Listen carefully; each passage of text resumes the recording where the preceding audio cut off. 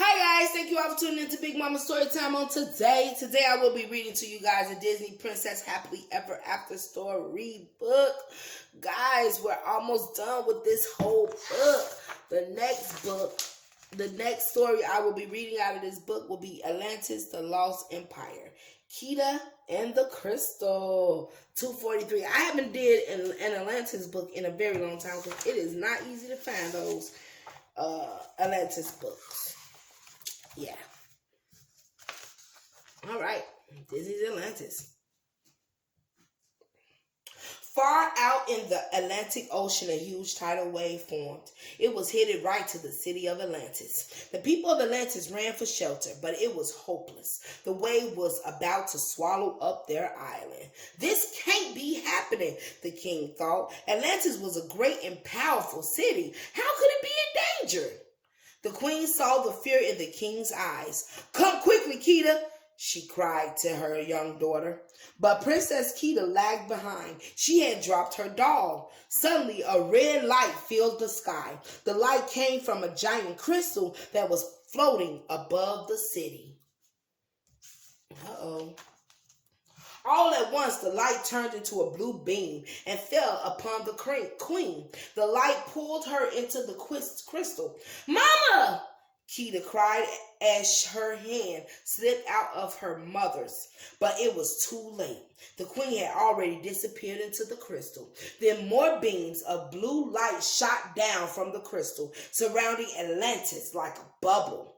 Finally, the tidal wave hit.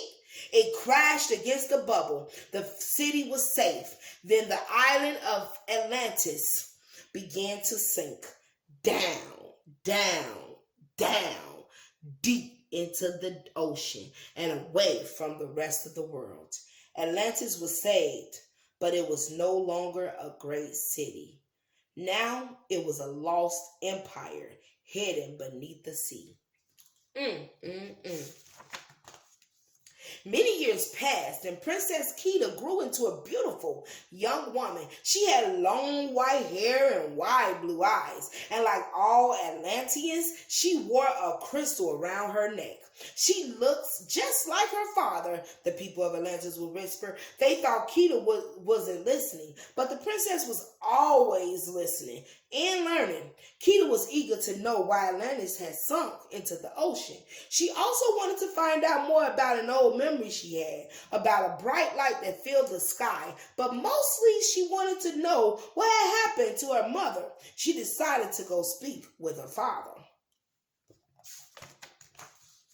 "Father, can you tell me about the great flood?" she begged. But as always, the king refused to talk about the past, and he would not share the secrets of Atlantis with Kita. "We cannot change our history," he told his daughter. "Maybe by learning about the past, we can help Atlantis grow strong again," Kita said. "Enough, Kita," her father exclaimed. Angrily, Kita grabbed her spear and ran down the palace steps. She headed for a maze of caves where she often hunted for cave beasts. But instead of finding cave beasts, she discovered something much more interesting. Explorers from the surface world. "Welcome to Atlantis," Kita said. "Come, you must speak with my father." When Kita brought the explorers to her father, he was not happy to see them at all. He wanted them to leave Atlantis right away. "These people may be able to help us," said Kita. The king shook his head. He insisted that the visitors depart the very next day. Kita was disappointed with her father's decision, but she had an idea. Outside the throne room, she stopped one of the explorers. His name was Milo. "I have some questions for you," Kita told him, "and I will not let you leave this city until they're answered." Milo was just as curious about Atlantis as the princess was. He agreed to help her. Kita then told Milo what she remembered about the Great Flood. "You were there?" he cried. "That will make you more than 8,000 years old." "Yes," Kita said. "Looking good," Milo joked. Next, it was Milo's turn to share. He showed Kita an ancient book about Atlantis called The Shepherd's Journal. Milo said it was his dream to find out what had happened to the city. It is my dream too, said Keita. Then she admitted something to Milo. She couldn't read the book. Since the Great Flood, no one has been able to read, she said sadly. Our history has been lost. Maybe because your dad don't want to talk about it. Next, Keita showed Milo around the city. Are you hungry? Asked Keita.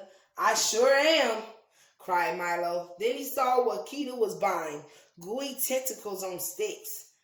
I sure am not hungry anymore, he added quickly, but Keita made him take a bite. Not bad, he said. Could use some ketchup. Next, Milo and Keita played an Atlantean game. You knock down the fish statues with this ball, explained Keita. Crash! Milo hit all the statues. That was great, cried Keita. Well, I am the champ at bowling.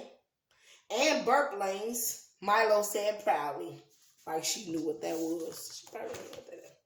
Keita! Keita! A little girl ran up to Keita and Milo. Hello, Tally. Keita gave the girl a big hug. You're coming to my birthday party, right? Asked Tally. Of course, answered Keita. A girl doesn't turn 1,500 every day. Milo had a fun time at the party. Dang, 1,500? Hold on. Guys, I'm sorry, that threw me off. She's 1,500, guys. Woo, okay, let's go. Milo had a fun time at the party. He especially liked meeting the Atlantean people. Then it was time for Tally's birthday cake. Keita started to laugh as she watched Milo try to eat. Milo, she told him, you're using an Atlantean hairbrush to eat your cake. The cake tasted even better when Milo ate it with an Atlantean fork. What did? After the party, Milo and Keita hiked up the top of a hill overlooking the city. Milo gazed down at Atlantis. The most my team hoped to find was some crumbling buildings, he told Keita. Instead, we found a whole city full of people. But the princess shook her head. She explained that her people were in trouble. The city was slowly falling apart, and it was getting harder to find food. And every year, the people of Atlantis forgot more of their history. Keita then led Milo to a pool of water. I brought you to this place to ask for your help, she said. Follow me, Keita instructed as she dove deep into the water. Milo followed close behind. Soon they swam past the ruins of ancient Atlantean buildings where colorful murals and writings covered the walls. Milo could hardly believe his eyes. The murals and writings told the whole story of Atlantis. This is amazing, Milo said when they came up for air. The history of Atlantis is painted on these walls. Keita could hardly speak. At last she could learn about her people. Maybe she could even discover what had happened to her mother. Does the writing say anything about the light I saw? Keita asked. They both took a deep breath and dove back under the water. Milo found the words and drawings that explained all about the crystal. When they came back up, Milo told Keita what he had found out.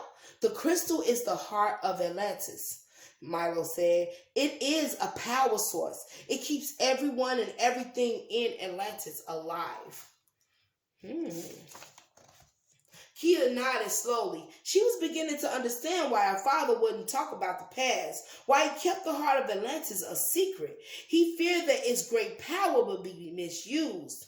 Keita remembered the last time she saw the huge crystal. Her mother had floated up into its blue light. As soon as she had disappeared, Atlantis had been saved from the tidal wave. Now Keita understood something else too. Her mother was a hero because her mother gave her life. She had given her life for the sake of the city. Okay. Keita hugged Milo. Thank you for your help, she said. Milo blushed. The princess smiled. The princess smiled. Not only had she found out the truth about Atlantis, but she had also made a wonderful new friend. As Milo turned to swim back, Keita took another long look at the pictures on the walls. They showed the history of her city and told the story of her family. Thank you, Mother, she whispered, for all you have done for us.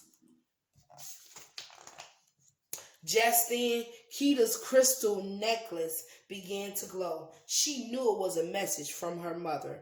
Be brave, the crystal seemed to say. Be strong. And Kita was. With Milo's help, she was ready to unlock all the secrets of Atlantis. Her adventure was just beginning. Oh, that's what's up. I know that's right. All right, guys, that is Atlantis, the Lost Empire, Kita, and the Crystal. All right, guys, we are almost done with this book. I think we only have like two stories left in this book, guys. All right, guys. Thank you all for tuning in to Big Mama Storytime. Please don't forget to like, share, comment, and subscribe to my page if you haven't done so already. All right, guys. Bye. Also, don't forget to hit that notification bell so that when I do post new videos, that you get that notification bell. All right, that notification. All right, guys. Thank you all for tuning in. Bye.